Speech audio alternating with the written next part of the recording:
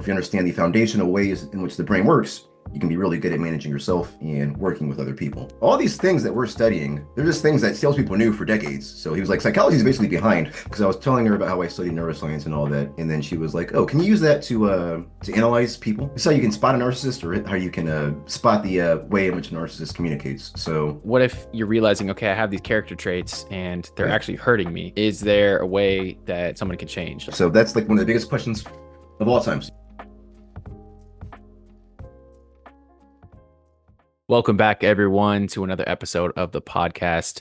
Super excited to be joined by a special guest today, Devan Rome, to talk about all things neuroscience, entrepreneurship, content creation, and much, much more. Excited to get into our conversation today, Devan. How's everything on your end?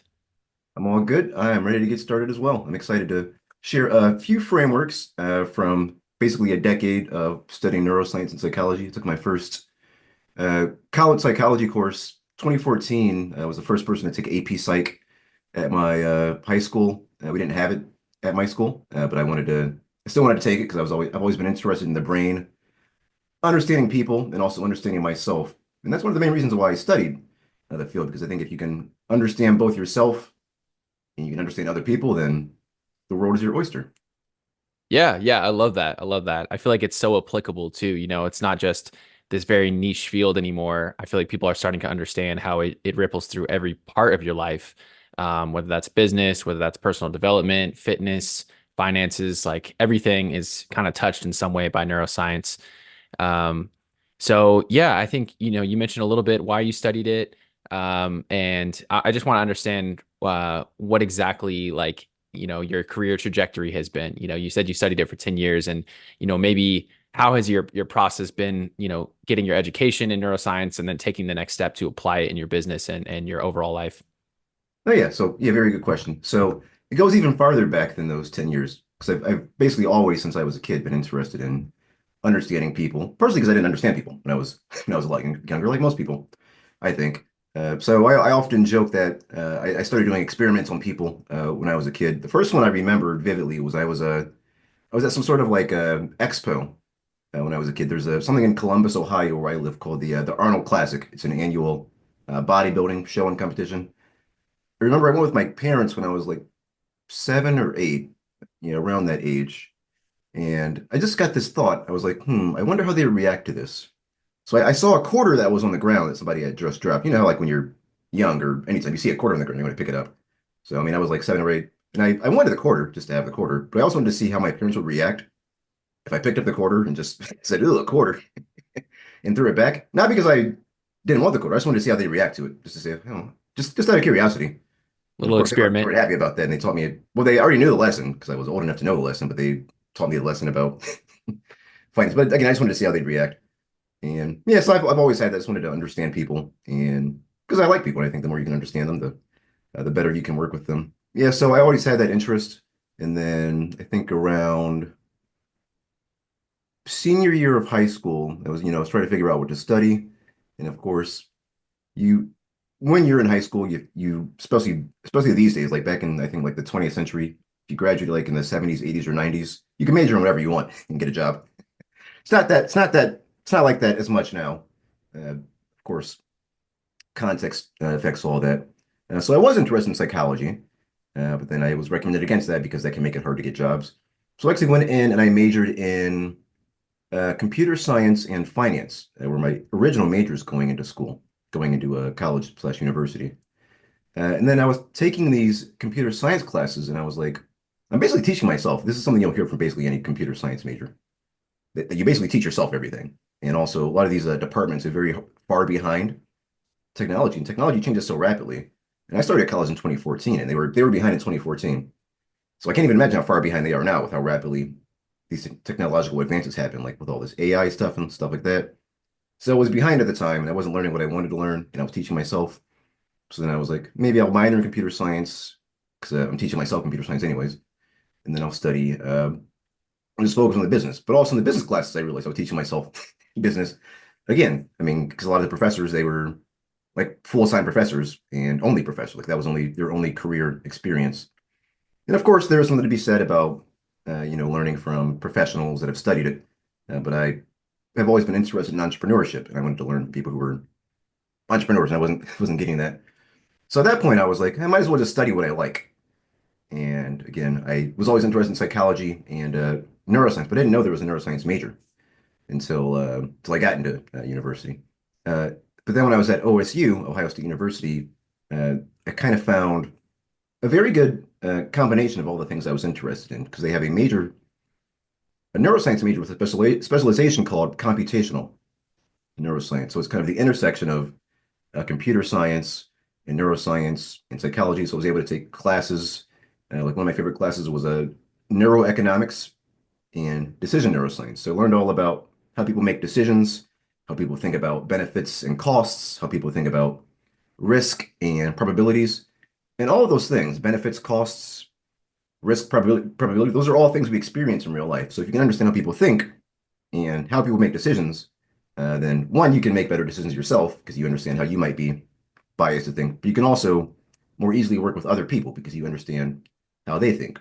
So I was learning all these things about how people think, and uh, somebody asked me when I was working as a barista that spring semester, somebody asked me, so you're taking this class on neuroeconomics, and he said, so what can you do with that? And I was like, oh, that's a good question, actually. I didn't think about it that much. Up until that, I didn't really think about it that much because I was just studying what I liked to do, and I always had a feeling I'd start a business anyways. But then he got me thinking when he asked me that, and I said, oh, I could probably now that I understand how people think, and now that I have taken some of these business classes and taught myself a lot of business, taught myself a lot of programming and stuff like that, and I knew how to make websites as well. So it's like, oh, well, I could probably make better designed websites and make better marketing materials and stuff like that because I understand how people think, and I can also I can make the stuff, but making the stuff is the easy part, especially now with all these technology and AI tools we have. Making stuff is easy. That's the easy part. The hard part is making it in a way that can help you and your audience achieve your goals, whether that audience is like your social media audience or the audience of people going to your website, which is what I tend to primarily focus on is website traffic. That's the hard part is directing people in a way that will help you achieve that. And that's what neuroscience and psychology helps me develop a framework to do. I see. I see. Yeah, so it really gave you that inside look into how people are functioning and maybe what draws them towards a product or a service in one way or another. I feel like it's so psychological, right? And it's so backed on these things that are operating under the surface that we don't even really have control over or aren't even aware of half the time. And it's prompting us to, opt in, to sign up for something, for a newsletter, to buy something, right? It's like these Yeah. things that are I don't know, people could look at it as being manipulative and kind of coercive in some ways, but also it could be looked at as just playing the game, right? Like you kind of have to Yeah. use these tools to your advantage and you have to understand how humans operate to be able to market and deliver a service in that way. Um, so yeah, what have you noticed as you've taken this and applied it? Um, what are your frameworks for marketing and influence and how you kind of generate that through your understanding of neuroscience? First, let me go back to what you said about the whole idea of it being manipulative. I do think there are different levels of it. And another way you might think about this is that some people just do these things naturally. They don't even think about it. Like people who are really, really just naturally good with people, they do it naturally. And one of the most famous psychologists, basically ever, and he wrote a very very good best-selling book called Thinking Fast and Slow, Dr. Daniel Kahneman. One thing that he said is that all these things that we're studying, they're just things that salespeople knew for decades. So he was like, psychology is basically behind what the naturals are doing naturally. The natural communicators, the natural people who are naturally good at people, these people just understand these things naturally. But by studying it, you can find out, okay, what are these principles? By, putting under a microscope, you can find out what those principles are. Also, yeah, I'm happy to share some of these. And also there are two new fields of neuroscience that I particularly studied when I was starting my business. If you're watching the video, for some reason my camera has makes these things pop up on the screen. It adds character. I like it. Yeah. So yeah. Anyway, so yeah, yeah. So there were two new fields of neuroscience and psychology that I got into. So it's called neuromarketing, which is what it sounds like. It's the neuroscience of marketing, and also neurodesign, which is the neuroscience of design. And harping more onto the neuroscience point, another why, to go back to this whole idea of starting with why. Another why is that it's kind of like first principles thinking. I think Elon Musk and Peter Thiel have been known for making that famous before they got into all their recent shenanigans. They always talked about first principle thinking. So what are the baseline principles? What are the foundational principles that make up uh, a framework from which we can think? If you understand the foundations, you can think a lot better. Like, for example, if you want to be good at poker, poker is just basically statistics. So if you understand the foundational statistics, you can be really good at poker. Or if you understand the foundational ways in which the brain works, you can be really good at managing yourself and working with other people. So I will share two neuromarketing frameworks that I developed by basically doing a lot of boring shit, by reading research papers, reading a bunch of books on neuroscience, neuromarketing, consumer psychology. I read all these, and what I did was I synthesized it into two simple frameworks. And another thing that I did was I made them easy to remember as well. So one of them has an acronym. That's one of my secrets to remembering stuff is if you can make it an acronym, don't try and just remember stuff by repeating it over and over again. That does work. But the more you can either make an acronym or make it something silly, that'll make it easier to remember. So the first one is the iceberg model. So I think, Danny, I think you mentioned earlier something about like the tip of the iceberg or things under the surface. So Hmm. that's one of the models that I use for thinking about influence. And this applies both in a sales context, so if you're like in a one-on-one, or it also applies in a marketing context, as in a one-to-many context. So I'm sure most of you have heard the analogy, the tip of the iceberg. So let's see if I can. Let's say this is the water, and then this is the iceberg up here. So here's the water, and the iceberg is up here. So this is the tip of the iceberg, like might be my fingers. So the tip of the iceberg is up here, but there's a whole lot more stuff under the water. There's a lot more stuff under the water, which is my hand waving right here. If you're watching on video, so there's a whole lot of stuff under the water. So that is the bottom of the iceberg, and those are the things that you can't really see. You can see how people react to something. So if I say something to you, I can usually see how your body language or your facial expressions. I can see all that where you might say something like you might say yes or no or maybe. Those are all things that you can see. And I think a lot of people they tend to just focus on that. But what is just as important, if not more important, is what's going on below the surface. So the framework that I use, I call it the iceberg model, and in that iceberg there are levels of alignment. So the biggest and the bottom of the iceberg, again below the surface, is what I call subconscious alignment. So those are the things that you don't think about. Like you don't think about breathing, you don't think about your drive states. And a drive state is like basically what your brain is trying to drive you towards. So one of the so there are a few different frameworks for drive states. The thing they always joke about in psychology classes, they say like the three F's: fight, flight, and fornication, or another more expletive word. So that's an example of a drive state. Another one is the life force eight. Basically, these are like things that are titled like survival and reproduction. Those are the main things that are behind the subconscious line. Like, will this keep me alive? And will this keep my family and or my genes alive? That's the subconscious thing. And above subconscious, we have what I call emotional alignment. So emotional is like, okay, do I like this? Does this feel good? And then above emotional is logical. And this is not, when I say above, that doesn't mean it's more important. The stuff at the bottom is actually more important. So subconscious is going to be a bigger driver than emotional, and emotional is going to be a bigger driver than liking. Uh, Ideally, you don't ignore any of these, but also different people are going to be influenced more by different drivers. For example, some people are going to be driven more by emotional than logical.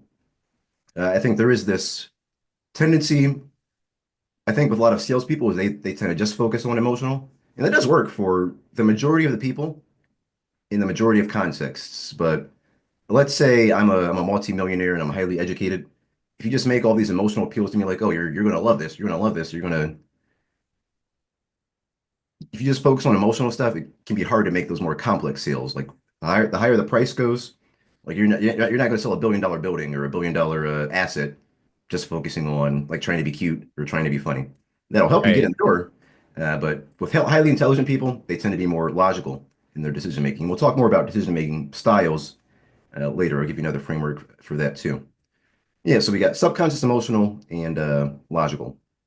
Now, those are the levels of my alignment. And there's also something called environmental. So I was making this, if you're listening, I'm making waves with my hand. So that is this represents the water. So we got subconscious alignment, emotional alignment, logical alignment, and environmental alignment. Again, here I'm waving my hands to represent water. So the environment is the context, because the way in which we think depends on the context. So if I'm at home versus at the gym or at the store or anywhere else, it's going to influence the context. Like let's say you're talking to a cute girl, you've got a cute girl you want to talk to. If you are in your apartment versus in the club or at a grocery store or at the gym, that is going to influence the way in which people think. So you want to align with the environment. So let's say I want to meet a cute girl tonight. And let's say I want to go to the club. If I go to the club and I'm wearing a Halloween costume and it's February, then I'm not really aligned with the environment. But let's say I go to the club and I match the club's dress code. I've taken good care of myself. That is matching the environment. So yeah, that's the iceberg model. So you want to get subconscious, emotional, logical, and environmental alignment. And another thing I think is important to think about that I remember is I'll give you an acronym for this too. So subconscious alignment is about wanting things you want. And wanting is different from liking. And that's kind of a little bit intuitive because you can want something without really liking it. Like you want to breathe, but you don't really think about breathing unless you like really, really need some breath. You're not going to feel pleasure from breathing because you just do that naturally. So wanting is about basically drive. That's the dopamine that people always talk about. Wanting is the stuff that gets you to act. It gets you to move forward. So if I'm hungry, like I haven't eaten in 24 hours, I'm going to want to get food. And what liking is the enjoyment of that thing. So let's say I haven't had I'll give you a good example. I don't really have a sweet tooth, but every now and then I want some donuts or some sort of sweet. So tomorrow I might go to my favorite donut place. So this morning I was wanting donuts, just because my brain is being driven maybe, and that's a good example because I don't love donuts because I know they're bad for me, but my body wants the donuts, and I kind of like them too. So the liking is the enjoyment of it. So I know when I eat the donuts, I'm going to enjoy it, and I'll probably regret it in some way later. But that's also why I exercise. But that's beside the point. So I can eat more food. So I want the donuts because my body is craving those donuts. And also, I'll share with your audience. Maybe we can put this in the show notes. I've got a document I'll share with you guys that can kind of summarize all this. Yeah. So that's wanting, and then there's liking. Liking is the enjoyment. So let's say you're trying to make a sale, or you're trying to market. You want to work on all of those. So wanting is you want to influence, you want to appeal to things that are related to survival or reproduction or the base level of desires. So that's the wanting. So appeal to wanting, which is the subconscious alignment, and also appeal to liking, which is the emotional alignment. But I did say that liking occurs at consumption. So when I eat the donuts, that's the liking. Like when you run, when you go for a run and you get the runner's high, that's the liking part. That's the opioids and the endorphins being released. That's what the liking stuff is happening. That's the liking stuff in your brain. But you can get people to like something before they experience it. So a good example is like good packaging design. So that's like why Apple, for example, they design all their boxes to look good, their devices look good, and most people don't think about it unless they're like trained or they've got a good eye for design. But they design it in a way that makes it likable. And liking gets you to want something. So like I know that you like to run and then I tend to prefer weightlifting.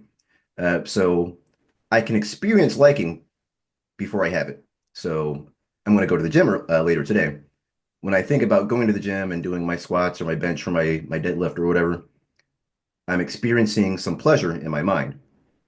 And that pleasure, think of it as like a cycle. If you're listening, I'm making a little circle with my hand. So the liking will get me to want to go to the gym. And the wanting is going to drive me to go to the gym. So wanting is the drive and the liking is the experience. So if you're trying to market or sell, you want to appeal to both of those. Let's go back to like a dating example. Let's say I'm at the club or whatever place where you might meet a lady or a man. Let's say I can only speak from wanting a lady because that's what I tend to prefer. So let's say you want to impress a cute girl you can also think about, okay, how can I influence the liking? The liking again is the experience. If you take good care of yourself, if you're well dressed, something like that, that is an example of how you can get them to like you. As far as getting them to want you, that's communication. That's talking to them, that driving them towards you. I won't go into too much detail on that because it's not this kind of podcast. Hmm. Hmm. But that's making some sense so far, right, Danny? Yeah, yeah, yeah. I'm following you there for sure. So which would you start with, I guess? So let's say you have the iceberg model. There's, like Yeah, you described, there's subconscious, emotional, logical, and then trying to align with your environment. yeah, Um, Thinking about maybe using a dating example, or potentially applying this in marketing or sales. sure. How do you know which one to start with? How do you know which one to prioritize? Or do you Yeah, have a way that you look at these things like, okay, I need to hit the subconscious alignment first, yeah, or is it kind of just person or situation yeah. dependent? So there's a framework I developed for that too. And again, I try, one thing I try to do in my content and when I'm thinking about applying things to my life too, is I try not to make things super theoretical. So even though it's a framework, this framework is based on one, my experience, and two, reality. So all these things are basically based on reality. But as far as what you do in the context, you've got to pay attention to what's happening in that context. And that's what this next framework also helps you do is pay attention to that context. So this next framework is the acronym Neuron. And that acronym is NEURON. So the first step of the neuron model is a notice. So you want to get attention in the first place. So let's say we'll give a dating example and also a marketing example. So let's say again, we're at the club or we're at the bar. You want to get attention. You can either do that. There's something called endogenous and exogenous attention. So endogenous is like internal, and exogenous is what it sounds like. It's external. So you can get attention by going up to somebody, or you can get attention by standing somewhere and standing out in some way. So let's say you've got the best suit on in whatever context you're at. That's going to help you get some attention. Or you're the best dressed person, and that's going to get you attention. Or let's say you're a really good communicator. You can just go up to somebody and say, "Hey, how are you?" Blah blah blah blah blah. We won't go into the specific details because this is not a dating podcast. And let's say it's a marketing context. Let's say you're trying to get somebody to watch your Instagram reel or your TikTok. Again, we're at the notice step. You want to have something that stands out. And there's something called salience. And that's a big word, but salience just means how does it stand out? How does it stand out? So there's something called visual salience and audio salience. These are basically hooks, is what they say. These are basically hooks. So let's say you've got a video, a lot of videos that stand out, they've got some sort of visual hook or an audio hook. And there are certain words, certain phrases, certain appearances, certain ways you can align things that are more likely to capture attention. As far as what captures attention with your specific context, it depends on who you're targeting, like what sort of audience you want to get, and also the platform as well, because these platforms will influence content. Because my main platform is TikTok, and I've noticed that the things that capture attention on Instagram Reels, for example, are actually a little bit different than the things that capture attention on TikTok. Personally, it's the algorithm that influences these things, and that's what the O in the neuron model helps with. That O is for optimize because you can treat these things like an experiment, basically. So I'll get to O eventually, but basically you want to pay attention. That's what this thing about reality is. Because if you're just trying things based on theories, but you're not testing, you're not looking at the data or in real life looking at how people are reacting, then you're not going to get anything. So you've got to optimize is what that O in neuron is.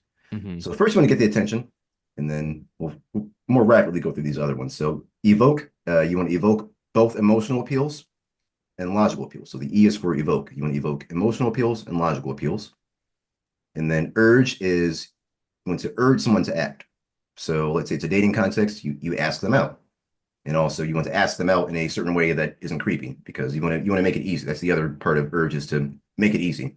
So you want to be easy to go out with, basically. If you want, I think Charlie Munger's got a good quote. Charlie Munger was Warren Buffett's main partner. He said one of the safest ways to get what you want is to deserve what you want. So if you want a partner, for example, whether you're a girl or a guy, if you make it easier for people to say yes, they're going to be more likely to say yes. Or if you got a website and you want to maximize your conversions, if you make it easier for people to convert by having your add to cart or your contact or your lead form, if you make all those easy to access, easy to use, That's going to make it easier for them to follow up on that urge and convert. And that's what the next step is response. Response is the convert stage of the neuron model. So notice, evoke, urge. Response is the conversion. And again, that basically you still want to make it easy and get out the way. So let's say they do convert, and that's when we get to the next step, which is optimize. Well, they either do or they don't convert. So people might fall off at certain stages. They might fall off at the notice stage. Like you might not get attention, and they fall off at the notice. Or you might get the attention, but you feel at the evoke stage and that you didn't make enough. Your appeals didn't work. So let's say something doesn't work and they don't convert. And we're going to go to the optimize stage and say, okay, so where did we mess up? So let's say you go up to the bar and you say, "Hey, what's up, shouty?" And then you get water in your face. That means you did something wrong. So you might want to try something else the next time. So, and let's say somebody didn't convert on your website, and you can look at the data and say, okay, so where did they drop off? What specific part of the website did they drop off? Or let's say you've got a video and it didn't get as much reach as you planned for. You could look at the retention because most of these platforms like YouTube and TikTok and Instagram, they'll tell you where people drop off. So if you're seeing a lot of drop off in the first 3 seconds, it tells you you've got to work on your hooks. If people are dropping off in 5 seconds, then you've got to work on something else. So if I don't spend that much time on Instagram because I just find the app not really enjoyable. I mostly use it for hanging out with my friends. But I have noticed when I post on Instagram, also when I look at the Instagram reels that show up on my feed, the algorithm, I think both the algorithm and the audience tends to prefer shorter videos, like under 60 seconds, whereas on TikTok, I found that 60 seconds to 3 minutes actually tends to perform better. And I Hmm. think on Instagram, people prefer those shorter things because they're used to looking at pictures because Instagram started out as a picture first platform and you can absorb a picture within like a couple of seconds. But I think a lot of people on Instagram they don't have they're either not making the time or they're not primed, so to speak, to sit down and watch something that's 90 seconds or 80 seconds. That's actually, I think, long for an Instagram reel.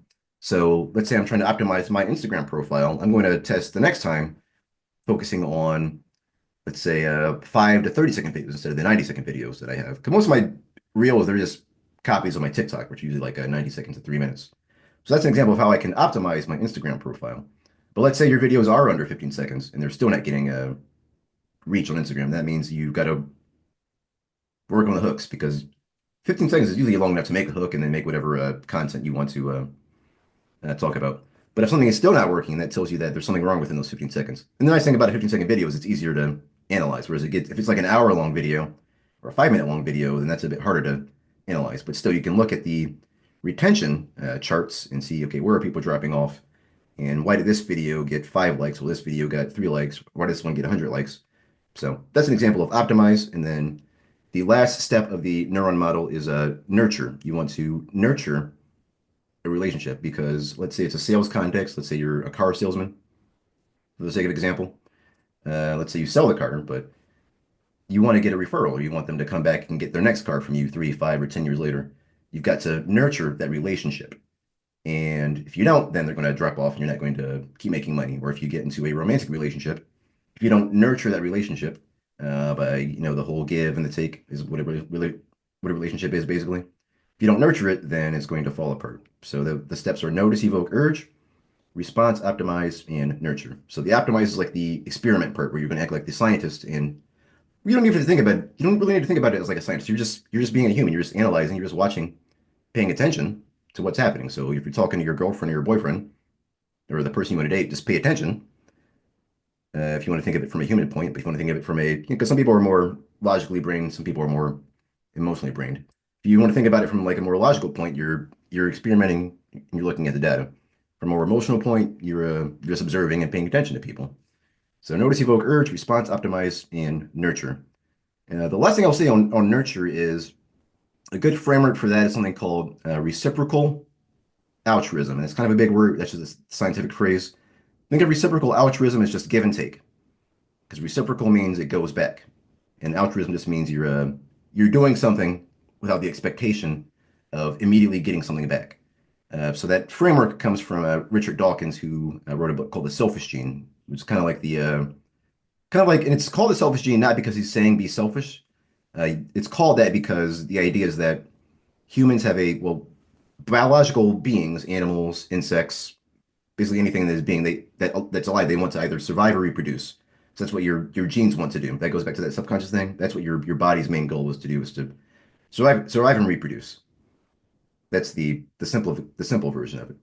But he found that a lot of species that become successful and continuously survive and reproduce, they do that through reciprocal altruism. And that's why humans basically are so awesome, is because we do a lot of things without the expectation of immediately getting something back. Same thing with chimpanzees, which I think are our closest animal ancestor. They'll pick off bugs off their friend, or they'll coordinate. They get into big groups and go into animal chimp wars, stuff like that. So that's reciprocal altruism. But again, the simple way to think of it is it's give and take. And Alex Hormozy, he's blowing up and has been blowing up for the past couple of years on social media. One thing he says is, well, Gary Vaynerchuk, he says, give, and ask. So give, ask is one way you might think about it. And then Hormozy's framework, he takes it a little bit farther, and he says, you want to give until they ask. So he's saying give until they ask. So that applies in business. So let's say you've got, maybe give free samples. Free trials are very popular right now with software, or going into a clothing store, you can try clothes on. Like my glasses, for example, they're Warby Parker glasses, and one thing they do is they'll send you five for free. They'll mail it to you and everything. They'll send you five pairs of glasses. You can try them for free to see if you like it. And this was one of the five pairs I got in the mail, and I liked it. So that was the give. So then they didn't really have to ask me to buy. I bought it because I liked it. So that's what you want to do. So that's the nurture part of the relationship. So the response for me with the glasses was I responded to their ad to try on five glasses. So that was my response. And then they nurtured it by giving me the glasses basically. And they send me emails and they send me offers all the time too. So that's the neuron framework. So those are two main frameworks you can think about for uh, applying applying brain science to marketing and sales, that iceberg model and the neuron model. Really interesting stuff, man. So much to unpack there. Honestly, could probably spend the next half hour to an Oh yeah. hour just going into detail on the things that you brought up there. Mhm. I really like what you were saying about tailoring your approach towards the specific platform and thinking about what the audience is coming to that platform in the first place for.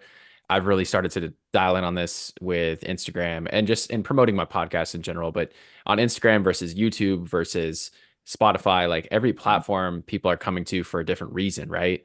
And Instagram, kind of like what you said, it's very visually oriented. People are coming there to be stunned by these dramatic, Oh yeah. photography shots or whatever it is, or just be entertained by comedians, or there's an entertainment factor in Oh there yeah. versus YouTube, which is more personally, and I think what other people experience it as well is to learn. A lot of people go on YouTube to learn specific things. They learn to change their mindset, to learn about neuroscience or psychology, or to fix their car or replace a part in their car. Like it's a powerful learning tool, and I think it has more of an emphasis on that platform. So I think just tailoring the approach a bit is really powerful to understand how people are going to respond.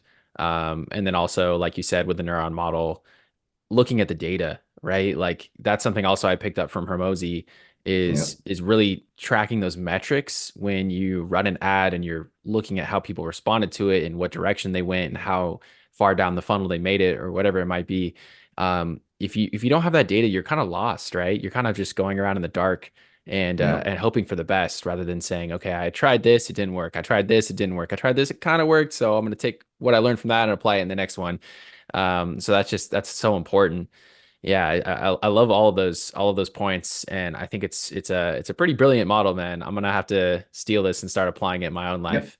Yep. Uh, It's yours to steal. That's what I made it yeah, for. yeah, that's Yeah, amazing. so what you were saying on the different platforms are different and the data. So just one of the main things to remember is we are any animal, including us, any being is context dependent. So I've got two cats. Well, my cats they're different people when they eat. They're different cats, not people. They're different cats when they eat and when they don't eat. And when it's near lunchtime, they start going crazy. And when it's dinner time, they start going crazy.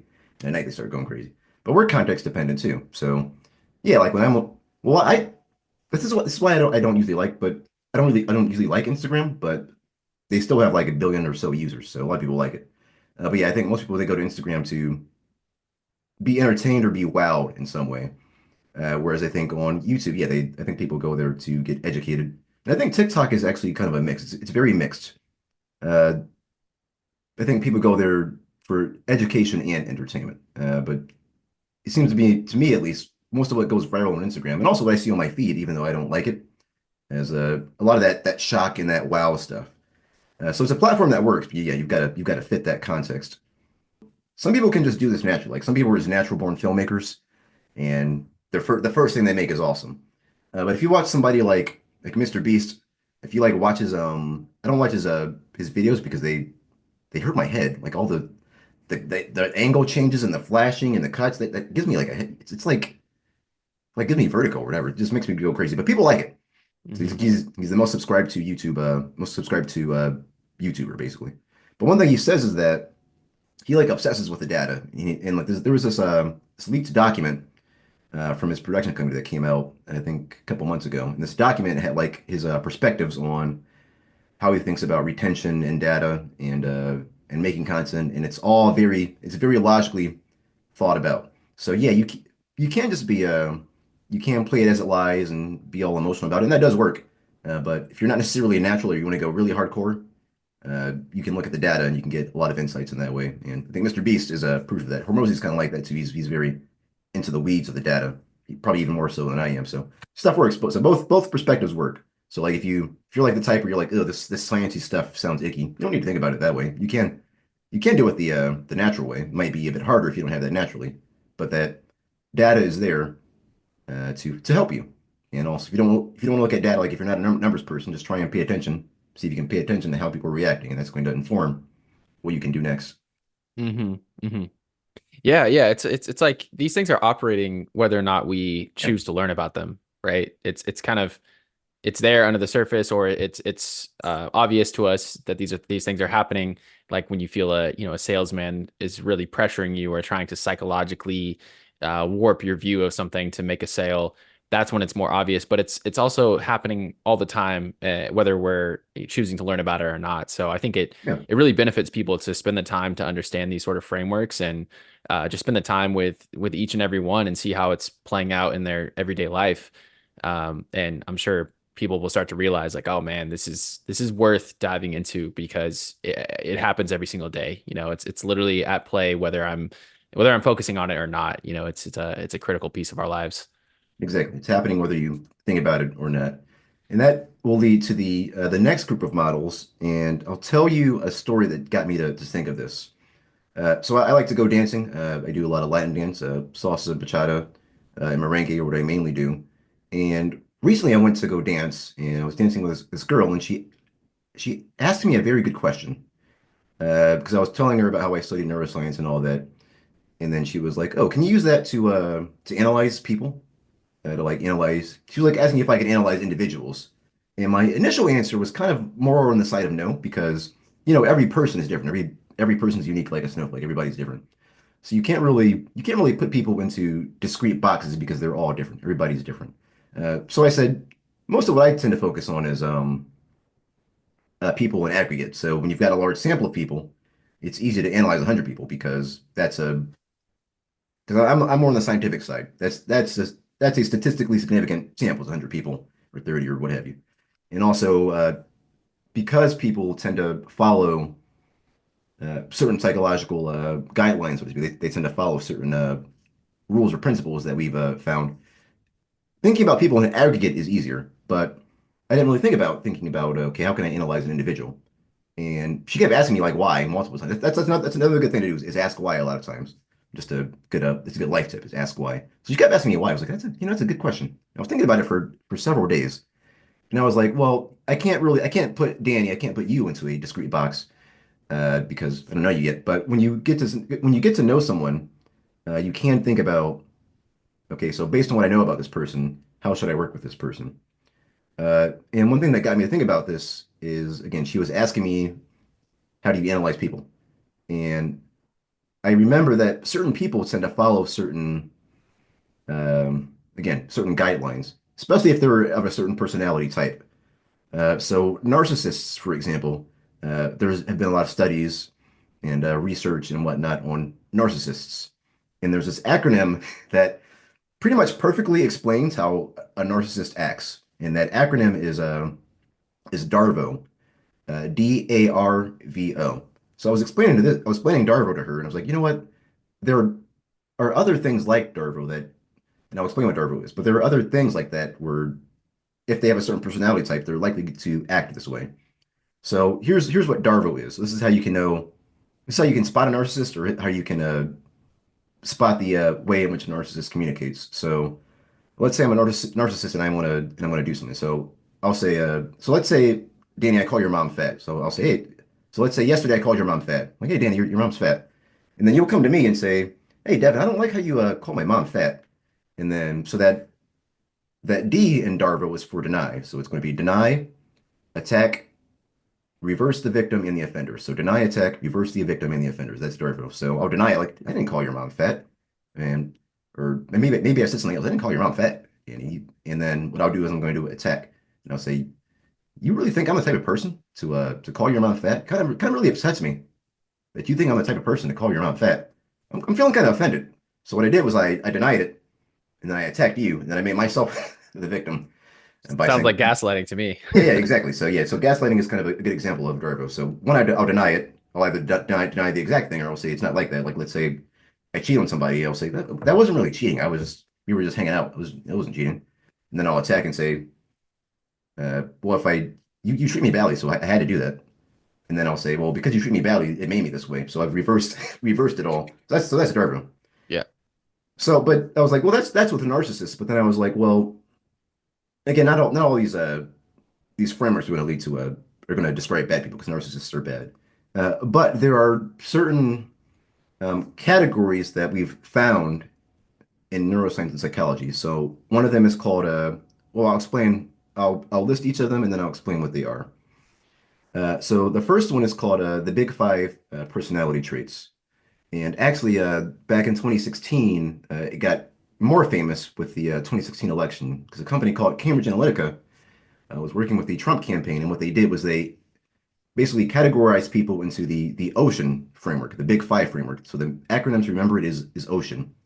So these are five big category traits of behavior and personalities we found with people. So Ocean is a openness, how open you are to something, conscientiousness, like are you somebody who's on the ball, that's somebody who's conscientiousness. So openness, conscientiousness, extroversion, which is whether you're an extrovert or an introvert, basically.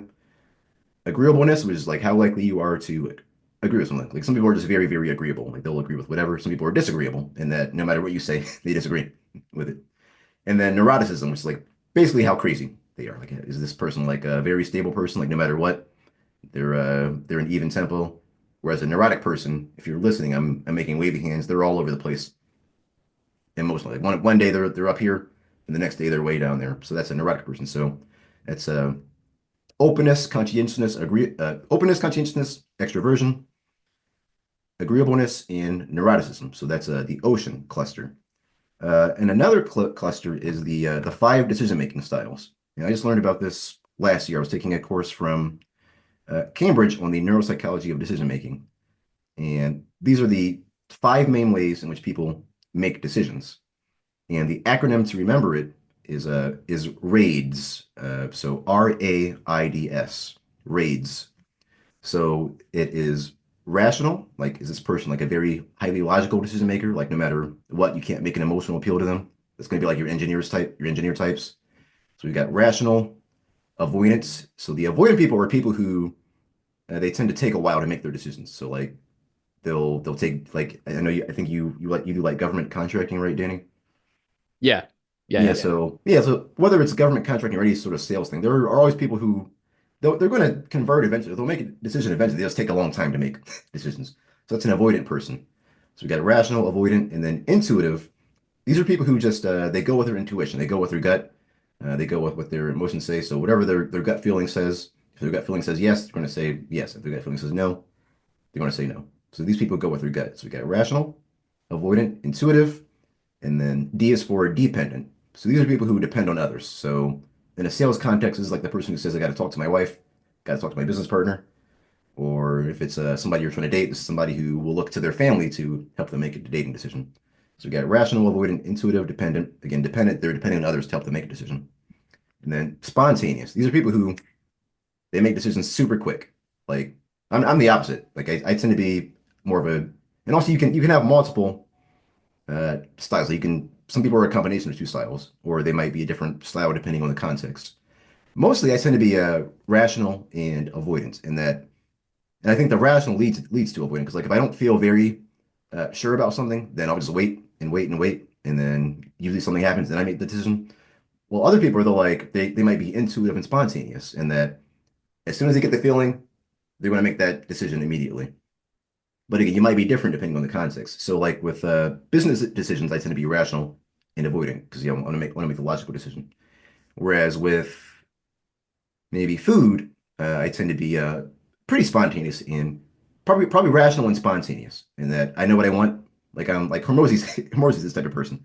Hormozy's this type of person with his clothing. Like if you ever watch like Alex Hormozy, he talks about like how rational he is about his clothing. Like he always wears a what do you call those these types of Tank shirts? tops, Not well, yeah. He wears a tank top and the what do you call those fluffy the flannels? Yep. flannels. Yeah. Yeah, yeah. So he wears a the flannel and the tank top and the shorts, and he's like, "This is my everyday outfit because I can wear this whether it's 20 degrees or whether it's 100 degrees. Because if it's hot, I just take off the flannel and I've got my tank top and my shorts, and if it's cold, I'll put the flannel on and I'll be warm."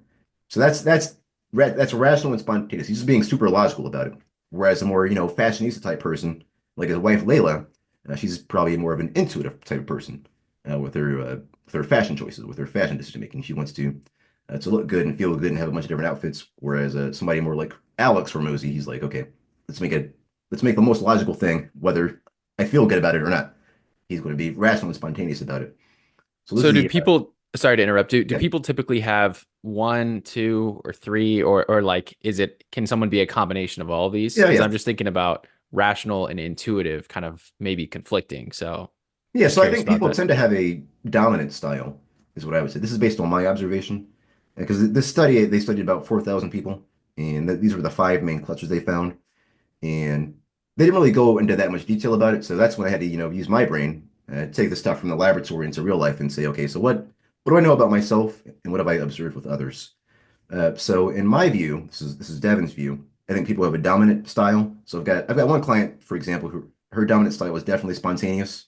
If I bring something to her, like if I need to make a change to uh, our agreement or if I need to get additional funding to do something, she makes the decision pretty much immediately. She tends to be pretty spontaneous about others. And I've got other clients where they're rational and avoidant in that.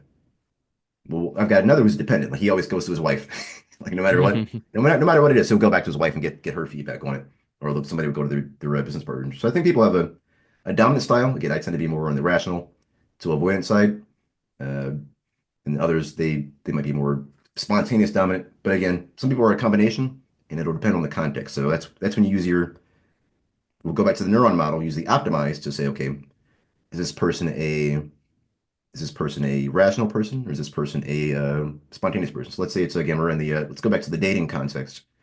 So one girl or guy, for example, they might be dependent and say, okay, what does my family think about this person? Or they might be rational and say, let's say it's a girl, the girl might be like, okay, well you've got to have this much money, you've got to be this tall, you've got to have these things, and if you don't, then get the fuck out. That's the rational decision maker. And then an avoidant person is someone who's just going to, again, in a dating context, they're going to be unsure for days, weeks, for months at a time. So that's like, so like, let's say it's a guy. The avoidant person is the guy who waits 10 years to propose. He's still not sure. He feels kind of sure, but he's waiting forever. That's maybe the avoidant person. And the intuitive person, let's say we got two intuitive people who are dating. The intuitive people are the people who they go on 3 dates and they get married. So Mm. depending on the kind of context, because again, some people are going to be rational at one point, but in another point they might be spontaneous. So that's when we use our eyes and our ears, we pay attention and see, okay, how does this person tend to react? So that other framework for thinking about people is we've got the ocean cluster and we've got the raids model, and there's a one more I can go into if you're ready, but let me know if you have any more questions on that. Yeah, I'm seeing a connection between the personality Yeah, style and then decision making style. There's definitely yeah, crossover, I guess. exactly. A person that is conscientious, they probably going to be a bit more rational Yeah, and deliberate in their decision making.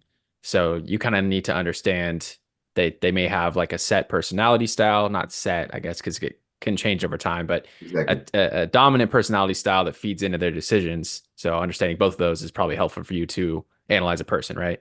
Exactly. And then there's going to be one more personality framework that'll be helpful for this. So before a couple of minutes ago, I was talking about psychopaths. So psychopaths are part of something called they're one of the personalities in what's called the dark triad. So the dark triad personality styles, the acronym to remember that is MNP. So the M is for Machiavellian, narcissism, and psychopathy. So the Machiavellianism is that's the person who's like the ends leading to the means. So that's like somebody who says that's the person who's going to stab you in the back because it makes sense. And then the psychopath, that's the person who doesn't really think about the emotional things. So that's the person who, let's say we've got that, what's that, the trolley problem. So that's the trolley problem is like, let's say you've got a trolley and you've got two paths, and then one path, uh, the train is going to hit five people, and the other path, the train is going to hit one person. The psychopath is going to be like, well, five is better than one, so fuck the other person because five is better than one. So the psychopath doesn't really think about the emotional thing.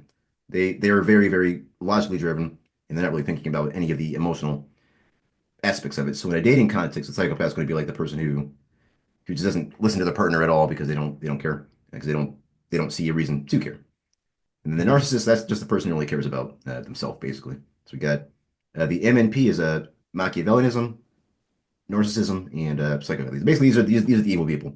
But also, people can be there can be degrees of this as well, and there are different psychological tests that are pretty highly validated online, so you can see like where you tend to. I think they do it on like a percentile basis. So some people are 100th percentile Machiavellian people. So these are the people who are always going to stab you in the back no matter what. And these are the people who are like nothing personal, just business. That's the nothing personal people. Those are the Machiavellian people. But some people can be a 0th percentile people where they'll never they're completely selfless. It's probably the case that there's a time to be in the middle. You probably want to be in the middle. You don't want to be the type of person who is always stabbing people in the back or always putting yourself first. You don't always put yourself last because they can, if you're not careful, they can have you get run over by people who are highly dark in their personality. Mm. Same thing with narcissism. Like I did a test. They said I was like, so first percentile means like you're if you're in a room of 100 people, then you'd be the least. So like if you've got 99th percentile height, that means in a room of 100 people, you'd be the tallest. If you got 1% of height, that means in a room of 100 people, you'd be the shortest. You'd be the one shortest person. I think when I did like a that test, they said I was like first, fifth, or 10th percentile on a narcissism. Like I have like no ego, is what they said, which probably isn't good. Because you probably want to have some. So people who are like highly confident, they tend to be more successful. So you want to probably have a certain level of balance. So some people can be highly narcissistic, which might be too far, where they're too confident and they don't pay attention to people because they're too confident in their abilities. Or they might be like the story of Narcissus. If you don't know the original story, it came from this Greek story where this guy was so obsessed with his appearance that he was looking in water, and then he fell into the water and drowned because he was so narcissistic. His name was Narcissus. I think his name was Narcissus, or some sort of Greek god was Narcissus. But anyway, so if you become too narcissistic, then you can hurt yourself. And then psychopathy, those are just the crazy people. Those are the serial killers and whatnot. But these people, there was a good book I read called The Wisdom of Psychopaths, and there is something to be said about psychopathy. I think they found that uh, they look at like Fortune 500 CEOs or like some of the top people on Wall Street, and they found higher than average levels of psychopathy with these people. Uh, so again, these are the people that just think extremely logically about things. They're not really thinking that much about the potential fallout or externalities or consequences of things. But it pays to think about both. So like with the environment, for example, so people who are psychopathic about the environment, they don't care about the environment at all because they're like, well, I won't be alive, so fuck the environment. Or people who Hmm. are less psychopathic about the environment, they might say, okay, I'm going to be a little bit more earth conscious. I might not, I might try to use reusable materials, stuff like that. So those are those three main clusters we can think about. So what you can do is you can combine those three clusters. So you might say this is a person who's highly open and they're pretty extroverted and they tend to be more of a rational decision maker. and I'm seeing a little bit of psychopathy. So let's see. Let's see if we can like categorize somebody. I'd say maybe Elon Musk. Let's say it's Elon Musk. I'd say he's fairly extroverted, even though he's a little bit awkward. He's still pretty extroverted. He knows how to meet with people and connect with people, make connections. And then so that's the ocean. And let's see what else do we got. Rational. He's definitely a rational decision maker. He's highly rational about things. And then psychopathy, even before his recent exploits with the government and all that. We'll make that a separate discussion. I've got two different biographies of him, both authorized biographies where the authors they spent time with Elon Musk, they talked to his family, and he's definitely a psychopath. He's definitely a psychopath.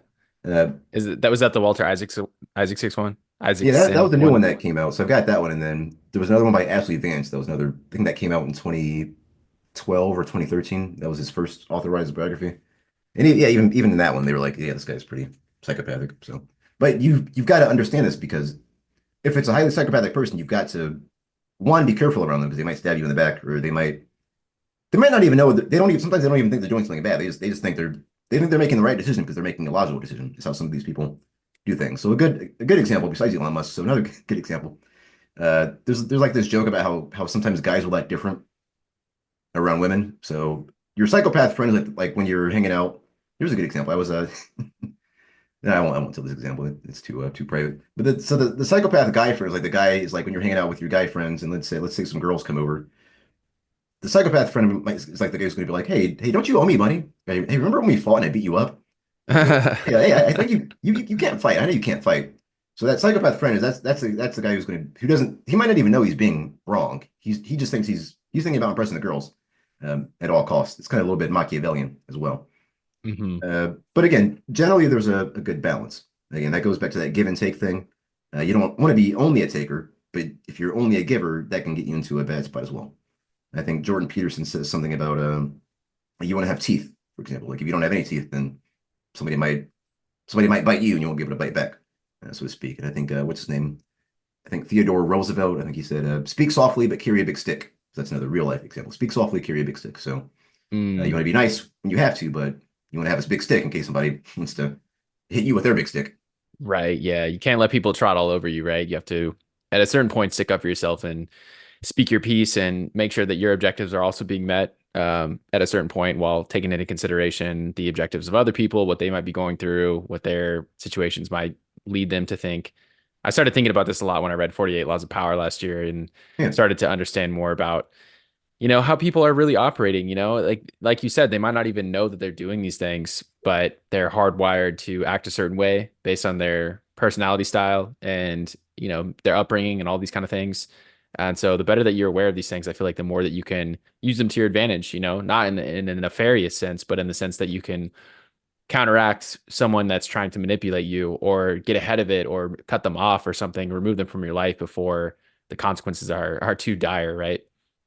exactly. And then not all these applications have to be like necessarily dark applications. Like let's say you're trying to be romantic. If you understand that your partner is agreeable, so an agreeable partner might be somebody who says, like, let's say I want to go out to eat. The agreeable partner will say they'll go wherever you say because they want to agree with you. So like let's say they don't like Chinese, but you say let's get Chinese. They'll say okay, I'll get Chinese. But that's when you pay attention and say, look, okay, well, based on their body language or their tonality, maybe they don't really want Chinese. Or let's say let's say it's a Netflix and chill thing. Uh, you say I want to watch Terminator 2. And well, let's say they say let's watch Barbie. And then you say, no, let's watch Terminator 2. They'll disagree with it just because they're an agreeable person. So you want to know, but you want to know because sometimes people will agree, but then on the inside they don't feel good about it. So that's when again you use that optimize if you're a scientist or you use your eyeballs and you pay attention or your ears and you listen. You want to know what type of person this is because if you understand what type of person this is, that helps you more easily work with them. So those are the main frameworks for people. And you got ocean, again, openness. And that's how open somebody is to new things. So that's a person who will do whatever. Somebody who's highly open will try new things no matter what. I'm probably, let's say on a scale of 0 to 100, I'm probably like a 40 out of 100 on openness. I tend to like stick to the main things. Once I find something, I tend to stick to it. I tend to stick to it. Conscientious, those are people who are like super, I'm probably like 80 out of 100 on conscientiousness. So like when it comes to cleaning, I'm not obsessed about cleaning. Like as long as it doesn't stink and as long as nothing growing, nothing is smelly, that's about how far I go about cleaning. Like my bookshelf is not super organized, but the super conscientious person, they like organize things by like I hate when I see this like people who sort their books by color, people who like color code their bookshelf. Like that's weird. That's like the highly conscientious person. So if you're too conscientious, that's like being OCD. But if you're like a zero on conscientious, that's like somebody who's like a complete slob. They got bugs. Their apartment stinks. They don't take the trash out. That's the somebody's like not conscientious. And then extroversion. So 100 is like somebody's like a complete extrovert. They can't even be by themselves. If they're by themselves for like 2 hours, they start going crazy. But if you're like a zero, then you're like a shut in, and then you're not getting human contact, and that can be a bit dangerous as well. So there's probably a good balance there as well. And then the agreeable person, that's basically how much you disagree, how much you agree. And I think there's a good balance there. If you because there's some people who I think it's worse to be disagreeable than agreeable because the disagreeable person they'll try and come up with an argument. I know people like you probably know people like this too. They no matter what you say, they come up with an argument against it because they like to disagree. That's their personality style. Now with them, I think you have to make your idea seem like it's their idea. That's what I found. You want to kind of flip the script, make your idea seem their idea, make it help them come to your conclusion. That's So that's agreeable. interesting. So they agree with themselves, but it's really the idea that you've sort of implanted in there. Yeah, exactly. Yeah. You got to play Yeah. the long game with them. Right. It's less fun with them. So I tend to prefer hanging out with agreeable people or people who are not disagreeable at least. And Yeah. I then feel the like right people are the go ahead. I was just gonna say, like, how do you get anything done if someone's just gonna agree with you at every turn or every idea or everything that you propose? Like that seems difficult. Yeah, exactly. So yeah, so ideally you have a balance because if they're too agreeable, that's like the person who. So let's say you've got a bad habit. The too agreeable person could be like, oh yeah, you want to smoke crack? You want to drink 4 beers a day? You want to yeah, just do it. Just do it. If it's happy, if it makes you happy, then just do it. That's somebody who might be a little bit too agreeable. So the person who's got a good balance. Let's say this is somebody you hang out with and you go drinking with, you go partying with. The person who's too agreeable is like chug, chug, chug, chug, chug. So the friend who's in the middle is going to say, yeah, you can do this. Just be careful, Danny. Just be careful, buddy. So you want to have a balance there. And then again, the neuroticism, that's just somebody who's like, I think of that just like crazy or not crazy, basically. But being a little bit or weird or not weird. So like Hormozy, he's probably pretty, in a lot of ways, he's pretty weird. But sometimes being weird works because there's what's a good phrase for this? Well, because again, I'm more of the logical person, so I remember the more logical analogy. So Charlie Munger, who again was Warren Buffett's main partner, his phrase was mimicking the herd invites regression to the mean. What that basically means is like if you act like everybody, you're going to be like everybody. So if you follow the same path as everybody, you're most likely going to get the same result. So being a little bit neurotic, being a little bit different, that can be helpful. But if you're too different, if you're all the way out of left field, then you're like out of reality, and that might hurt you as well. So Mm. that's why it pays to have, I think, friends with different backgrounds, friends with different personality styles. So that way you can get other perspectives and also have friends from different countries as well. So like when I went into college, I specifically wanted a random roommate so I could see something unexpected. So I had this roommate from Shanghai, and I learned a lot about China and his way of thinking, the way that Chinese people think about things. So I wanted something different. So neuroticism could be thought of as either like crazy, but not necessarily crazy. It could just be different. So you do want to be. I think it pays to be different. Also, it's pretty enjoyable to be yourself. So the low neuroticism person, they're probably very very stable. But again, I think there's a balance to be had there. So that's the ocean. And then we talked about raids, which is irrational, avoidant, intuitive, dependent, spontaneous. Those are the decision-making styles. And then dark triad, Machiavellianism, narcissism, and psychopathy. So what you can do is you can think, okay, this person is they've got this ocean style, they've got this decision-making style, and they're not really, let's say they've got a highly dark personality, they've got that highly light personality. So that's a framework you can use to think about both people in aggregate and also people at an individual level. But again, what you want to do is pay attention, use your eyes, use your ears, and pay attention to people, pay attention to individuals. So how does one think about changing this? Like, what if you're realizing, okay, I have these character traits and they're Yeah. actually hurting me? Is there a way that someone can change? Like, are these things completely set in stone, or can you start shifting towards a different personality trait or decision-making style over time? Oh yeah, so that's like one of the biggest questions Of all time. So yes, good question. It's one of the biggest questions of all time. It's a question we still ask to this day. Like, to what degree is it nature, and to what degree is it nurture? I tend to lean on the side of people can change. I think some people have a dominant personality style, but I think people can change. And a good person we can reference for that, again, we're going to go back to reality, to real life. We can look at who's the crazy guy? David Goggins. So I like both of his books. In his latest book, he said, I don't remember the exact quote, but he said, uh, discipline is the only thing that can change DNA. So if you don't know anything about like David Goggins, he had like some mental difficulties when he was a child. He had like ADHD. And I think he had trouble reading as well. He had a lot of mental trouble, and he was also pretty physically unfit. But through a lot of discipline and a lot of studying, he became a very successful special forces soldier. I think in both the army. Uh, yeah, I think he did Army Rangers. He was a Navy SEAL, and then he did Air Force Special Forces as well. So he did all that basically through training. And I think he found out later in life that he had like heart problem because he was born with a heart problem. But through a lot of discipline and a lot of effort, he was able to change those things. And then so that's how I tend to think about things. I think people can change, but that does lead to the next set of frameworks we'll talk about. Let's talk about habits, because all these things are habits. Because habits make your life. So if I want to be fit, for example, let's say I'm super skinny, or I'm very overweight. Let's say you tend to be let's say you tend to be pretty spontaneous about food.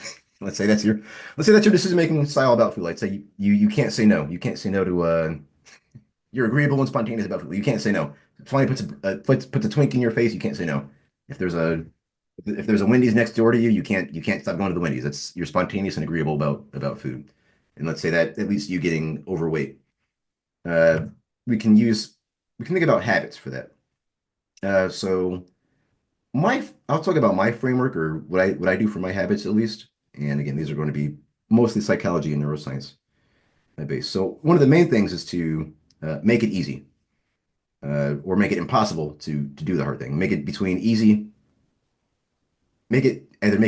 if it's something you want to do, or make it hard if it's something you don't want to do. So let's say a good example is social media. So my trick, you probably don't post this clip on Instagram or Facebook, because they might get mad at you for saying this. The full thing can go on YouTube and Spotify, of course, but my trick with social media apps, I just delete the social media apps, because you can keep the account. You're not gonna lose your account. Just delete the app, because those apps are super, super hyper optimized to keep you on the apps as long as possible. So if you don't have the app on your phone in the first place, then it's gonna be a lot harder to when you're at the store, or when you're on the toilet or whatever. It's going to be a lot harder to open the app and then end up spending 30 minutes when you plan on spending 5 minutes. And then if you do need to use it, like let's say you're a content creator, if and when you're going to post, just read down the app, because it only takes like 2 or 3 minutes to read it, if that, like 30 seconds to download an app. So yeah, just leave the app. That's what I do. And then sometimes I'll still download it, but the more friction you can put between the action and the action you want to avoid, the better. Same thing Hmm. with like dating apps. So like with dating apps, because I became single recently. Don't worry, I wanted to become single. But I was wondering where all my time was going. So I was looking at my screen time. I was like, oh, you're spending this much time on this dating app. It's like, oh, I'm spending a lot of time on this dating app. So I just deleted the apps. So if I'm not going to use it, then if I'm supposed to be productive between this time period, or for these days, just delete the app. And then because these most apps, they design them in a way, they gamify them. There are actually books that I have that are like based on that are all about how do you gamify an app to make it addicting. So social media, all these most apps, whether it's a dating app or a social media app, most apps they're optimized to be like Duolingo too. They optimize it to be highly addictive. Hmm. So if you've got something like that, just get rid of it. Or if you're a gamer, uh, let's say you don't want to game for a month, just cut the cord, because you can get a new cord for like 5, 10 bucks, or unplug it, or put it in the closet, make it hard. And again, let's go back to the fitness thing. Like, let's say you want to exercise more, so you can. That's what I do. Because I don't. I want to keep eating food. I want to keep eating junk food. With him, I don't like binge eat, but sometimes I want ice cream. Sometimes I want donuts. Sometimes I want bacon. And I'm not going to completely give it up. Not now, at least. I don't have to. Nor do I want to. Maybe I should, but I'm in good shape. I'm in pretty good shape. So I make it easy to exercise. So I don't have to do this as much now, because I've built up the habit. So that habit is really strong. But when I wanted to build up the habit of going to the gym, I always left my gym bag right by the door, either right by the door, or I left it in the trunk of my car. So I didn't have to think about. I made it easy. I didn't have to think about, okay, where are my gym shorts? Where are my gym socks? Where is my gym shirt? And where's my other gym equipment? I made it easy to do that. So that, because again, that's how your brain wants to take the shortest path by and large. It wants the easiest path and it wants the shortest path because it's trying to save energy. And this goes back to what we were talking about at the start of the podcast. Your brain is concerned with survival and reproduction, and the easier path that it can find, the better. So that's why it's not really optimized for getting your brain's not optimized for getting jacked in the gym. It's not optimized for doing homework because your brain wasn't built for doing homework. There wasn't homework 2,000 years ago, so your brain didn't optimize for it. But we still got the same brain. We've got the same brain that our ancestors had. We're in a different context, so our behavior is a little bit different, but the context is the same. So let's think about like dogs, for example, like dog breeds. Certain dog breeds still follow the same behavior that they were bred for hundreds or thousands of years ago. Like shepherd dogs. I don't have any shepherds, but I've heard like certain shepherd dogs. If you've got cats, if you've got kids, they'll try and like shepherd the cats or the kids into certain rooms because that's just that's how they were bred. Uh, so that was only a couple hundred years ago that these dogs were bred. But human brains are thousands, I think like hundreds of thousands of years.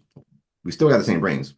The context is different. I think our brains are a little bit bigger, so we're a little bit smarter than we were thousands of years ago, but we've still got those same behaviors. But yeah, one of those base behaviors is your brain wants easy paths. So you want to make it easy to do good things and hard to do bad things. So with the gym, I left my gym bag by the door, and then with junk food, I tend to not keep junk food in my house in the first place. But I did this naturally. I don't know if I'd recommend this to some people, but if you develop bougie tastes about certain foods, like if you develop refined tastes, that's another good way to watch your junk food. So like with sweets, I tend to prefer the premium sweets, but I don't want to be spending hundreds of dollars. I don't want to be spending a lot of money on premium sweets or premium pizza stuff like that. But that's another trick. So like, I make it hard to do the bad things and easy to do the good things. So that's for habits, is make it easy or make it hard. So hey, let's say Mhm. you're a Facebook addict or you're a TikTok addict or a YouTube addict, delete the app, and it's gonna be a lot harder to spend time on those things. Or if you're no, I mean one of the first things they tell alcoholics to get rid of all the alcohol because if it's on, if you can go walk 5 steps and get some drinks, then it's gonna be hard to say no. Mm, right, right. Yeah, I was thinking about this recently when I was the evolutionary part of it, like you were talking about, how we're kind Mhm. of hardwired to look for the easy path. That's why it's so difficult to do these things consistently, right? It's like we're competing with thousands of years of evolution, and it's like Yeah, that is the difficult part, right? It's not actually doing the thing. Like once you make the thing a part of your routine and it becomes a part of who you are, and you start to identify with it, then that's just a part of who you are, and now it's easy to get into that rhythm, but to get that momentum going in that direction is just so difficult. It's like that's why habits are good habits, things that are challenging for you, things that will help you grow, are so difficult to integrate into your lives. It feels like until they become a part of your identity, like getting that, you don't know what it is, maybe 1 to 2 months of consistency will allow you to develop into being considered a runner or being considered yeah, a person that's fit or whatever it is, a reader. It's like you're competing with those thousands of years of development, and it's just really challenging to overcome those hurdles. But these seem like really good habits that really good, I guess, protocols for you to begin to install some of those habits into your life, making things easy for you, or hard, I guess, to do the bad things, and then just staying consistent with it. I love it. yeah. So another let's say we'll go a bit more into habits. Let me think about this. Yeah, so I think it might be like a law of reality, so to speak, that it's harder to build things than it is to destroy things. It's always like if got this San Francisco bridge. What part of California do you live in, Danny? I'm in San Diego. San Diego? Yeah, I haven't been there yet, but I'm jealous of your weather. So yeah, it's hard to build a bridge. But if somebody wanted to hurt the San Francisco bridge or damage it, it'd be pretty easy to blow it up. Well, DC, I don't have any plans of doing this if you're watching NSA. But it's very easy to destroy things. It's hard to build things. That's just a law. I think that's the law of reality that also applies to our brains. So it's also pretty easy to develop addictions. So like things that I really want to avoid, I just avoid them at all costs. Right? I tend to avoid them. So like with alcohol, I'll maybe drink like once or twice a year. But and certain people, I think they tend to be more addictive. Like they just have addictive personalities. So some people like Jordan Belfort from Wolf of Wall Street. He was the type of person that he could do drugs and drink and then go to work next day and make money. But of course, he got into a negative cycle and that ruined his life eventually. But some people, you got to know yourself as well. So you have to know, like, if you're the type of person that drinks, like some people drink one drink and that turns into five, and then the next thing they know, they woke up 3 days later because they blacked out for 3 days. So you got to know yourself. Hmm. But like, let's say you do get addicted to something. Uh, I think they found Dr. Anna Lemke. She's got a pretty good book called Dopamine Nation. She's been on like Huberman's podcast, and she's one of the, I'd say, one of the premier addiction uh, neuroscientist, and I think she's a psychiatrist as well. She's like one of the premier medical persons, premier medical professionals on like addiction and things like that. And there have been like some arguments against her, like about. But I think the people who are like, I think the people who are arguing against her, I think they're upset about the message because the message is well, the people who are like arguing against it, what they're saying is that they don't like. They're saying we should change the context instead of having people worry about themselves. But for us to like change the context, we'd have to regulate businesses, which we probably should do. But the argument against that is that people should be able to make their own decisions. So, like, let's say I like donuts. Ideally, they just get rid of donuts and they don't have donuts. That's probably the logical thing to do is make donuts illegal. But people like donuts. People enjoy donuts. So I think same thing with social media. Like you could just make social media illegal, and there might be a lot of benefits to that. But I think we live in a society that tends to prefer people to make their own decisions. Same thing with alcohol. And also, when you block people from doing things, it can lead to worse things. So, like we had the Prohibition era in the USA where we banned alcohol, and people were still trying to find ways to get alcohol, and that led to worse outcomes because people were committing crime to get alcohol or sell alcohol. So, Mm. I think my framework, at least, is that yeah, ideally society organizes itself in a way where it's easy for people to make good decisions, but also I think people should be able to make their own decisions. So, but if that's the case, then you've got to be able to manage yourself. So, anyways, Dr. Anna Lemke, Dopamine Nation, in her book, uh, I think she said on average it takes about 4 weeks to break a bad habit, so break an addictive habit, so to speak. So let's say it's like alcohol or junk food. It's going to be like about a 4 week period where it's going to be pretty dark. If it's like a really badly ingrained habit, a really addictive habit, it might be dark for about 4 weeks, but then it starts to turn around and then it starts to become normal as well. So like certain things, it's like with exercise, for example, it's hard for me not to exercise because my brain is, it's like carved into my brain that I've got to exercise. And also, I talk about eating junk food, but I'm pretty balanced about it. I tend to keep a pretty healthy weight. I don't have issues with that. So my brain is pretty good at like saying, okay, this is the stopping point. You gotta stop here. So eventually, your brain, once you build these habits, and it might take discipline. It might be harder for some people than others. It's pretty easy for me to say no to certain things. But eventually, it's going to be hard to not do that thing. So with exercise, it's hard for me not to exercise. Like if I go longer than five or 6 days without exercise, I start to feel it in my brain. And then as soon as I exercise, I feel a lot better. Same thing with like junk food. Like I know if because I can easily eat an entire extra large pizza or a large pizza in one day or in one night. I can do that. But then I feel disgusted. So then I don't want to do it for weeks. So yeah, I mean, when you build good habits, eventually it feels wrong not to do it. So the light at the end of the tunnel is that it gets better and it gets easier. So let's see what about the exercise habit. Eventually, it'll be easy to exercise. If you want to eat healthy, it'll be easier to eat healthy. And if you want to avoid alcohol, it'll be easy to avoid alcohol for most people. I can't speak for everybody, but that's what I found, and that's what a lot of the research tends to find is that it does get easier if you give it time, give it TLC, 10 or 11 care, and just be patient. That's Hmm. how Hmm. I tend to look at it. That's great, man. Yeah, I talked about this idea of raising the baseline on a previous podcast, and it's really reassuring to hear that it's actually supported by some research in neuroscience, just about making it your new normal, I suppose. Making some of these habits and making it feel wrong for you to not do these habits, and so that's Yeah, now what feels normal, what feels natural for you, and so you're going to naturally execute on those habits more often. And I think about that a lot with running. Training for the marathon right now, like what is yeah. my baseline run? Like, what does that look like? Is it 4 miles, 5 miles, 6 miles? Like, what am I trying to just consistently hit Mm, and then slowly just kind of level up that plateau until the new baseline is now, okay, a 10K. Now it's 12, whatever it yeah. is, just trying to raise the bar every single day. And I didn't realize that I was actually implementing these neuroscience techniques without knowing it. So Yeah. That's awesome. Well, I didn't think of that. I didn't think of it in terms of baseline. That's a good way to think about it. I think that's pretty, because again, some people think of things naturally. Like some people don't need to think about habits. They just do it naturally. Hmm. Like all these things that I'm talking about, they just got it naturally. They got the software built in. Like their brain came out with that software already packaged in. Whereas other people, if they're less gifted or whatever, they've got to download the software. Like a lot of stuff, I had to go and download the software. Other people, they just have it naturally. But this is a good example. If you had this, and maybe you came to it eventually, but your brain was able to make that connection, that baseline connection. So I like the way you think about that. So that leads me to a question for you. So let's say that I want to make more content. Like I want to make more time to develop a content creation habit because I've gotten out of the habit of regularly creating content because some stuff popped up with my business, so I got busy.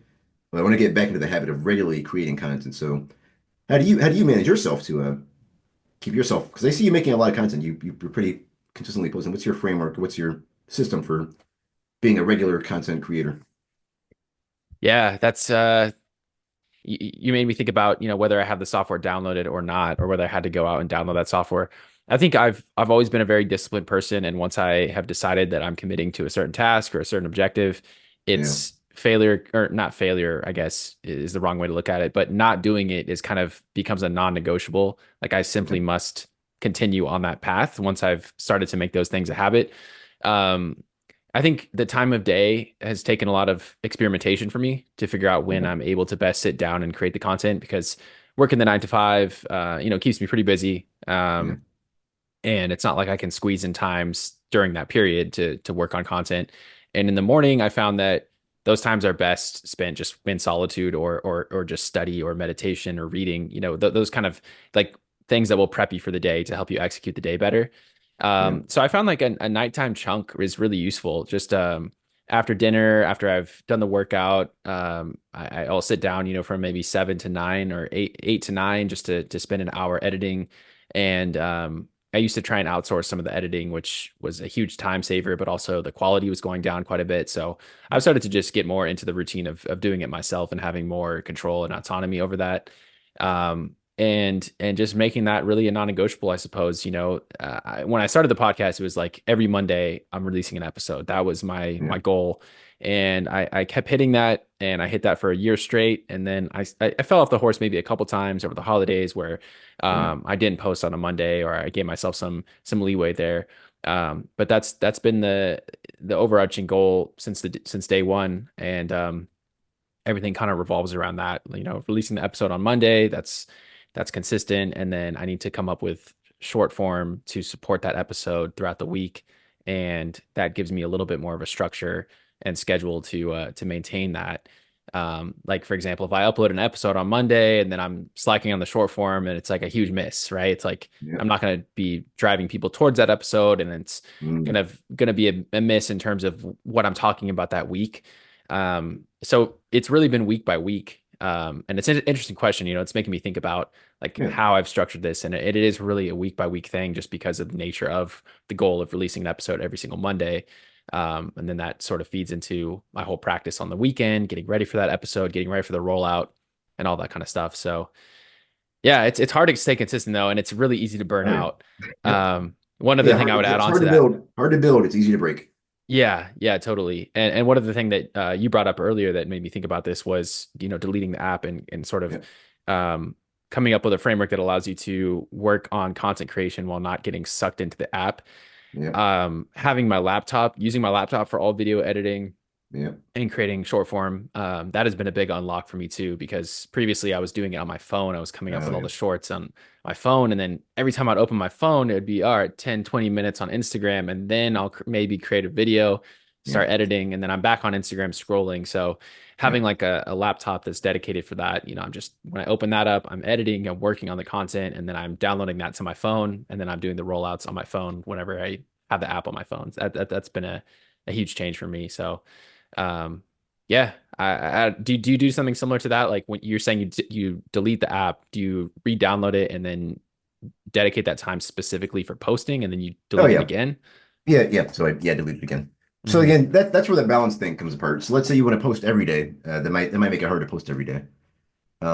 But yeah, so yeah, my system is like if I'm going to, I don't post that much on Instagram. You can just, I think, well, one, I find it more addicting. But two, I mainly use Instagram for hanging out with friends and connecting with people. people like you, Mhm. Danny. So yeah, like with TikTok, I would honestly, people give TikTok a lot of flack, but I'd say they're both equally addictive and both equally uh, can be either toxic or beneficial. It's all balanced. But yeah, so like with TikTok, for example, if I'm not posting, I'm just going to delete it. Or if I need to like send a DM or something, then I'll re-download it, which takes like 30 seconds or maybe a minute or 2 minutes if you're off Wi-Fi and you got a bit signal. But it's not a long time at all. So yeah, I'll re-download it, post, and then I'll maybe keep it for a couple minutes to respond to comments or something like that. But also the other good thing is most of these platforms they've got websites as well. So like with TikTok, for example, I don't need to keep the app. I can go to the TikTok website and respond to comments there, and I can still scroll the website, but it's a lot less addictive on the website than it is on the app. And then same thing with Instagram. It's kind of hard to post on Instagram through the Safari if you're using Safari on your phone or whatever Chrome, whatever mobile browser. It's kind of hard to post there. But yeah, so maybe post with the app. But if you want to respond to comments, respond to messages, it's a lot easier to do that. It's easier to just stick to that if you're using the mobile web version or the desktop/laptop web version. It's a lot less addictive. So yeah, that's my framework. But yeah, I do like what you said about the baseline. So I have to think about what baseline I want to set, and then being more rigid because that's one of those habits I let fall off. I wanted to talk to you about how you do it. So thanks for sharing that. Yeah, yeah, definitely, definitely. Hope it helps. And everything that you've shared on this episode today has been super helpful for me, man. It's got the wheels turning for sure. Yeah, I do In have one terms more of, framework you just reminded me of. If you got oh time to yeah, share. yeah, go for it. So yeah, you were talking about your system at night. That reminded me of a system for habits that I was reminded of because I wanted to start exercising more. Well, not ex I wanted to start stretching more. I wanted to start stretching more after exercise because I've always had the exercise habit, but I didn't have the. And I'm getting old. I'm getting to that age where I've got to start stretching more because I can't. I'm not like I used to be where I could just exercise without stretching. I So hear I'm getting that. sore for longer. Yep. So yeah, I wanted to start stretching more, and so I went on Threads, which is a new app by Instagram. It's like their Twitter clone. I went on Threads, and then somebody mentioned habit chaining, which is a good framework I learned about from Atomic Habits, which is a pretty good book on habits. So habit chaining is basically you chain habits you already have. So let's see, most people already have the habit of brushing their teeth. Most people don't really have to think of that much about brushing their teeth, and it feels wrong to not brush their teeth. That's an example of a highly ingrained habit. Let's say you want to do more. Let's say you want to do 20 push-ups a day. If you chain your push-up habit with your brushing teeth habit, you're going to be a lot more likely to do it. And that's also making it easier. Like you've got like a set rule that's going to make it easier. So what I started doing is with my stretching is I was like, okay, I'm going to I'm going to habit chain, and two, I'm going to make it easy. So I'm going to just stretch right after I work out. So what I was doing is I would say, okay, I'm going to stretch when I get back home. Then I wouldn't stretch, or I'm going to stretch stretch at night. I want to stretch before bed, or I'm going to stretch after dinner, and then I don't do the stretching. But when I chain the stretching right after the exercise, I was a lot more likely to do it because I just thought, okay, well, it's only going to be 5 minutes of stretching. I can just do that 5 minutes later. It's only 5. It shouldn't take long, but even 5 minute habits, they can be easy to miss. So if you Hmm. can, so by chaining it, it made me, and it might not be 100% thing. It doesn't need to be 100%. You don't need to be perfect, but if you can increase your habits by 50% or 80%, like if you exercise 50% more, or if you take 50% more steps, or in my case, if I stretch 50% or 80% more than I did before, that's a huge benefit. So that chain was super helpful for me. So I need to think about how I can chain my content creation. Maybe I create content right after I get back home from the gym, or right after, or right before. So Hmm. habit change is another good thing you can do for building habits. So if you want to, what's another habit people tend to want to do? Yeah, so like running. Let's say they want to run. Like say they already weightlift, they want to run. Then start simple and start doing like a 5 to 10 minute jog right after you do your weightlifting, or before you do your weightlifting, or right after you brush your teeth. Or one of the heck some people do is they work as soon as they wake up. I think Alex Ramosi does this. Like as soon as he wakes up, he Hmm. said, I drink my coffee and I go straight to work. So his coffee habit's ingrained, and he ingrained the work habit right after that. So habit change is another tip you can use. You build off another habit you already have, and you connect them. It's kind of like connecting two wires. You're connecting them with rope. And that can make it Hmm. easier to develop and keep a habit. Right, right. Yeah, just to add on to that too, I think it's helpful when those habits are somewhat related, like you're saying Yeah. with exercising and stretching or content creation. And I don't know, when you're doing some journaling or note Yeah. taking on your day, it's kind of like, habits that are closely related are easier to connect and chain and then build into your life. I think that's super important. Awesome, Devin. Well, hey, thanks again for the conversation. I really did learn a lot, and it got me thinking. And I think the viewers and listeners will get a lot out of this, and hopefully can start implementing some of these frameworks that we've talked about at length here into their own lives. And so, where can somebody find you if they're interested in learning more or keeping up with the work that you're doing or any of the services that you offer? Oh yeah, so my username is the same pretty much on every platform. So it's the BrainPal, the BrainPal, PAL. Some people think I'm saying brain power sometimes. The BrainPal, like the brain friend. So the BrainPal on Instagram, on TikTok, on YouTube, and the new platform is Blue Sky on Threads as well. The BrainPal everywhere. Sometimes I just post about random stuff, but sometimes that random stuff I post about still relates to neuroscience and psychology. But most of what I post, most of what I tend to talk about is marketing and psychology and persuasion and influence. That's where most of my studies have been. But I'll be talking about all sorts of brain-related psychology, brain and psychology-related topics going forward. So check me out on all those platforms. The BrainPal, and my website is brainpal.co. Because I did a study, I did a little survey, and I said, should I use the brainpal.com or brainpal.co? For some reason, brainpal.co was the one that won the survey. So website is brainpower.co if you want to see my services, my marketing related neuromarketing services, and then the BrainPal for all my neuroscience and psychology related content. Awesome. Yeah, check Devin out, everyone. I can attest that the content's been immensely helpful for me, and I really enjoy learning more about this kind of stuff and the science-backed techniques that we can all use to improve our lives. So check them out, and I'm sure there'll be good things in the future.